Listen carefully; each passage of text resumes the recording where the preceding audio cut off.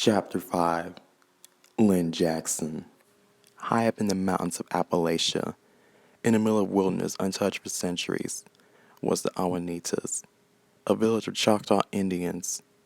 They were in fact the few tribes left in its original settlement, unbothered by colonists who'd driven out the other tribes in the valleys below to the wastelands of the west. In this small village of 100 people was a surviving elder, Jigao, which means beloved woman, and she was 145 years old. She was mostly confined to her small cabin, taken care of by her great-great-granddaughter, Sistunajiska, which meant Wild Rose. They were in a cabin one night when suddenly Jigao awoken. "No, it can't be. Jigao, what's the matter? What's troubling you?" Sistunajiska asked. "It's here. It has returned." "What has returned?"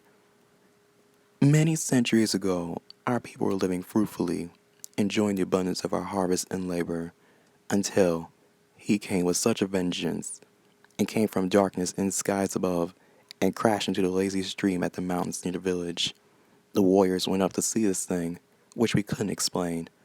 Then its presence was astounding. They never seen such a demon before.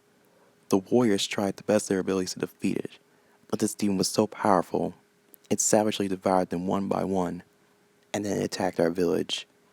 And many of our people were at the mercy of this demon. It even had this large legion behind him. So many of these demons. Oh, it was a terrible sight," Jigao told a fable. "What happened next?" asked the Stunajiska. "Then he came. Mohe.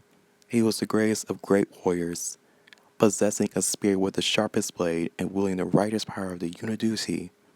He aimed his weapon with strict precision, and it struck the demon, known as Icineron. Then, after he defeated him, he aimed the spear into the skies above, and by the powers of the Unidusi and the Ama, cast it out into the far reaches of space and time, never to bother our great people or the people of this earth. Until now, he has returned. I sense it in my spirit." "Who will stop him?" "You, daughter. You are the descendants of Mohe."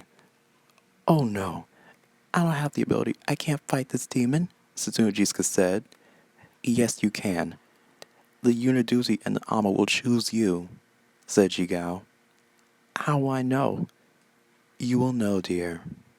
You will know," said Jigao as she went back to sleep. Satsunajiska was kind of afraid. To defeat an almost indestructible demon such as Icineron? She was so anxious, and Jigao never said when and where the righteous spirits will visit her. But Satsunajiska was about to find out soon. It had been 3 days and still no visit from the spirits. Satsunajiska was starting to wonder if her grandmother was just being rattled by a nightmare. But as she slept on her mat, in her dream, she was at the edge of a mountain high in the clouds, and there was a staircase leading to the top. She approached it, and when she got up there, she was spooked by the glowing woman behind her. "Satsunajiska? Oh, you startled me. Who are you?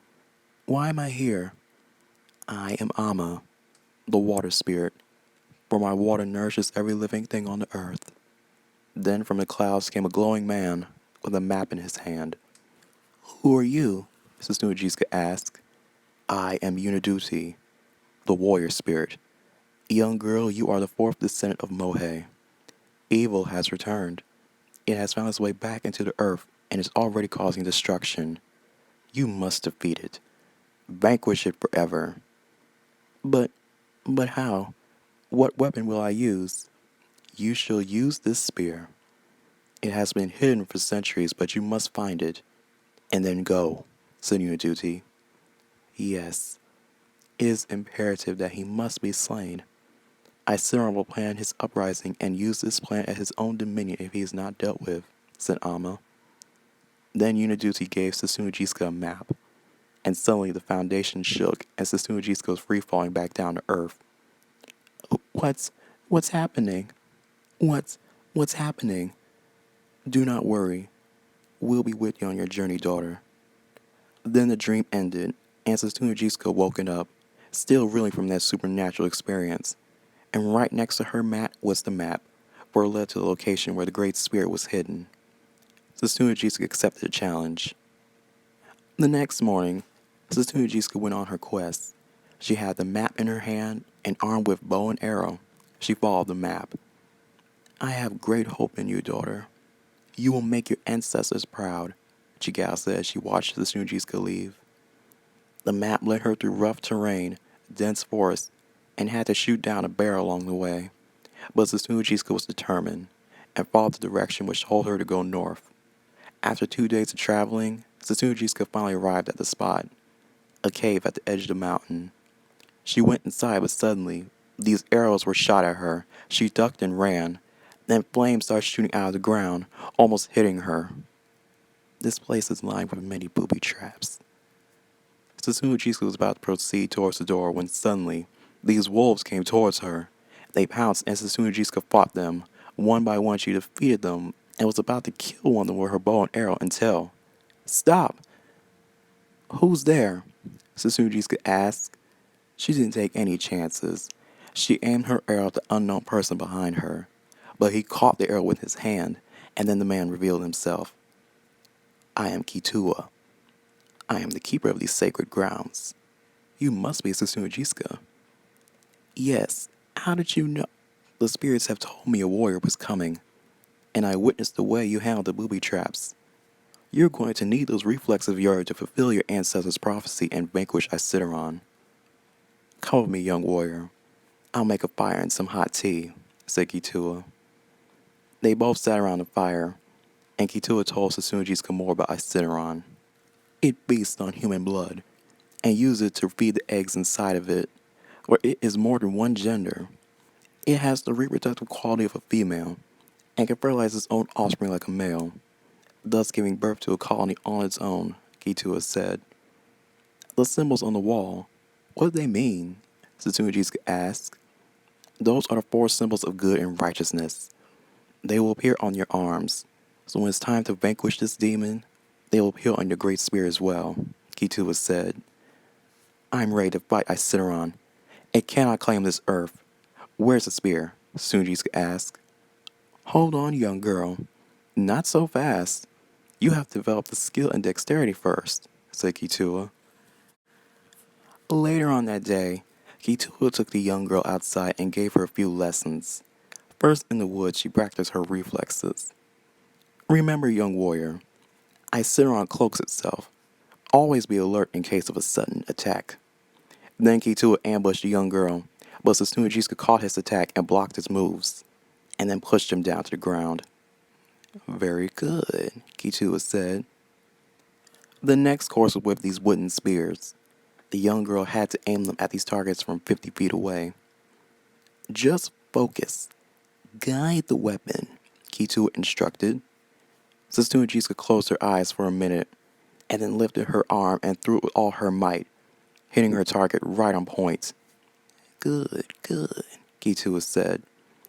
This training session gives Sastunajisa lots of skills, and with each passing day she was more and more refined, learning reflexes, more agility for higher jumps through the trees, improving her aiming with the spear, and finally tested her fighting skills with the wolves in the forest. After 17 days of harsh training, Kitua then painted the 4 symbols on the girl's arm, which were permanent, and then gave her this outfit, braided her hair, gave her the shield and dagger and bow and arrow, and at last the great spear.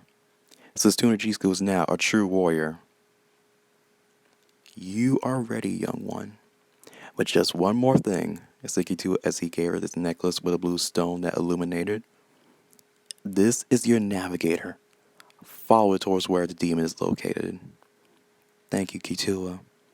Thank you for all your training. It is time. And then Sastunajisa set out on her journey.